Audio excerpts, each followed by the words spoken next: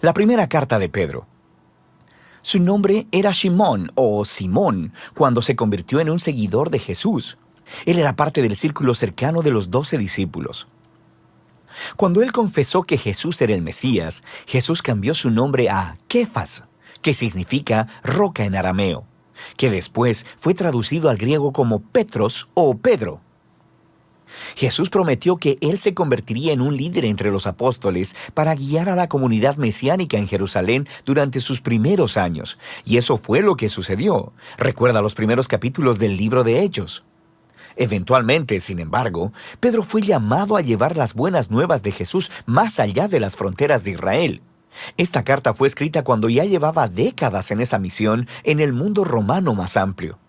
Descubrimos esto en la conclusión de su carta, que Pedro está en Roma, la que él llama Babilonia, y aprendemos que aunque Pedro dirigió el contenido de la carta, esta fue compuesta por un hombre llamado Silvano, que era un colaborador de Pedro.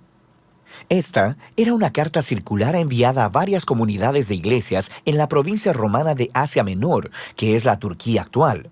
Y Pedro supo que estos cristianos, en su mayoría no judíos, estaban siendo perseguidos.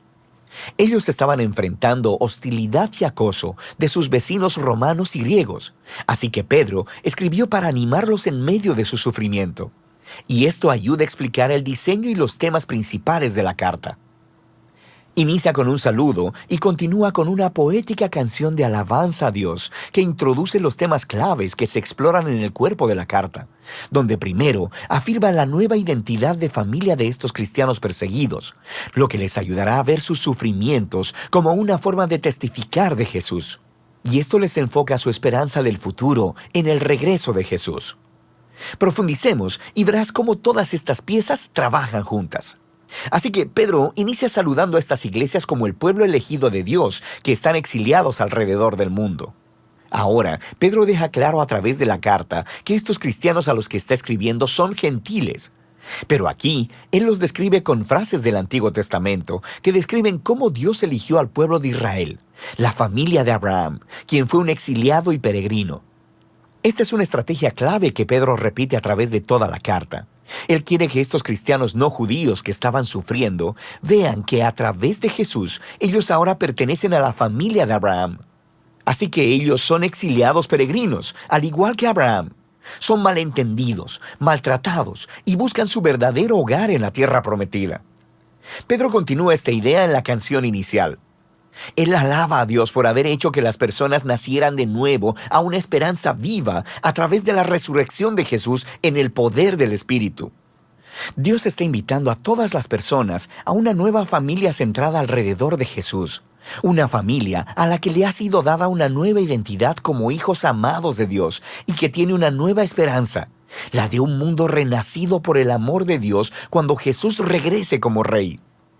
Y para las personas que tienen esta esperanza, el sufrimiento y la persecución son en realidad un extraño regalo, porque deshacen las falsas esperanzas y distracciones como un fuego purificador, y nos recuerda nuestro verdadero hogar y nuestra verdadera esperanza. Así que, paradójicamente, las dificultades de la vida pueden en realidad profundizar nuestra fe, la hacen más genuina. A partir de ahí, Pedro pasa al cuerpo de la carta, pero va a explorar todas esas ideas a mayor profundidad. Así que él primero desarrolla el tema de la nueva identidad de familia del pueblo de Dios. Él toma aún más imágenes memorables del Antiguo Testamento sobre la familia de Israel, y luego las aplica a estos cristianos gentiles. Entonces, como los israelitas que dejaron Egipto, ellos también deben ceñir sus lomos y dejar atrás su antigua manera de vivir mientras van camino a un nuevo futuro. De manera que ahora ellos son el pueblo santo de Dios, que están en camino a través del desierto. Son el pueblo del nuevo Éxodo, quienes han sido redimidos por la sangre de Jesús, quien es el Cordero definitivo de la Pascua. Son el pueblo del nuevo pacto, que tienen la palabra de Dios en lo profundo de ellos, restaurando sus corazones y renovando sus mentes. Son el nuevo templo, construido sobre el fundamento de Jesús mismo, y son el nuevo reino de sacerdotes, quienes sirven a Dios como sus representantes a las naciones. Ahora, al aplicar todas estas increíbles imágenes a estos cristianos gentiles perseguidos, Pedro está colocando su sufrimiento en una narrativa completamente nueva. Y esto nos lleva a la siguiente sección. Su persecución en realidad puede ayudar a traer claridad a su misión en el mundo, la de llevar testimonio de la misericordia de Dios entre las naciones. Así que Pedro primero les anima a someterse al gobierno romano, incluso si es opresivo. Sí, él reconoce que su persecución, su sufrimiento, es injusto, pero la resistencia violenta no resuelve nada, sin mencionar que traiciona las enseñanzas de Jesús, quien amó a sus enemigos en lugar de matarlos. Después, Pedro resalta específicamente la muy difícil situación que enfrentaban los esclavos cristianos y las esposas cuando vivían en los hogares romanos donde el jefe de familia no seguía a Jesús. El problema es que se esperaba que todos en la casa se sometieran y adoraran a los dioses del jefe de familia. De manera que Pedro está consciente de que dar tu lealtad a Jesús generará sospecha. Así que Pedro dice que es verdad. Todos los cristianos, incluyendo a los esclavos y a las esposas romanas, han sido completamente liberados por Jesús, pero deben demostrar esa libertad no a través de la rebelión, sino resistiendo el mal de la misma manera en que lo hizo Jesús, a través de mostrar amor y generosidad a tus enemigos. Y en los hogares donde el esposo también es cristiano, la historia es distinta. Ellos deben tratar a sus esposas de manera totalmente diferente a como lo hacen sus vecinos romanos, considerándolas como iguales delante de Dios y dignas de honor y respeto. Y Pedro espera que el imitar el amor y el reino invertido de Jesús le dará poder a sus palabras, mientras dan testimonio de la misericordia de Dios y muestran a las personas la hermosa verdad del camino de Jesús. Pero Pedro también es un realista.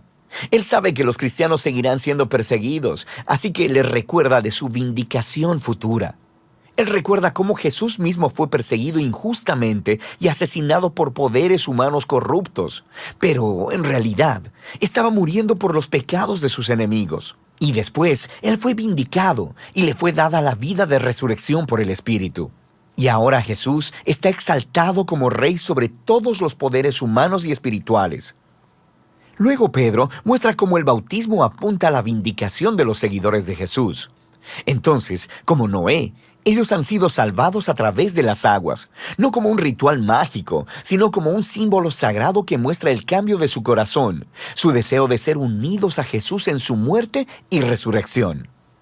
Y así que ahora, incluso si son asesinados por seguir a Jesús, su esperanza está en la vindicación y exaltación futura junto a su Rey, lo que lleva a Pedro al movimiento final.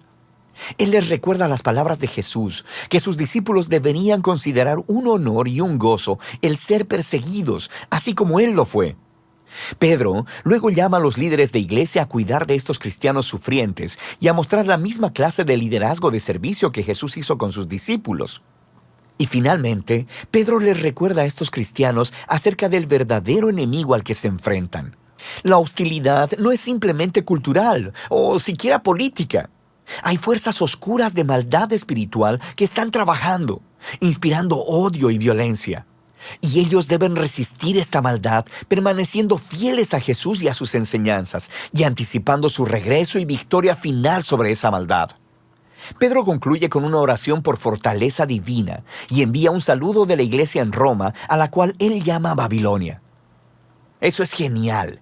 Pedro aquí está adoptando la tradición de los profetas del Antiguo Testamento, para quienes el nombre de Babilonia se convirtió en un arquetipo para toda nación corrupta.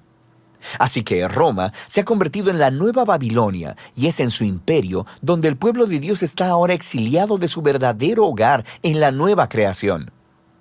La primera carta de Pedro es un poderoso recordatorio de la esperanza cristiana en medio del sufrimiento. El pueblo de Dios ha sido una minoría incomprendida desde su mismísimo comienzo y deberían esperar enfrentar hostilidad porque han sido elegidos para vivir bajo el reino de un rey diferente, Jesús. Sin embargo, la persecución puede convertirse en un regalo extraño para la iglesia, porque ofrece una oportunidad de mostrar a otros el sorprendente amor y generosidad de Jesús, que es motivada por su regreso. Y de eso se trata Primera de Pedro.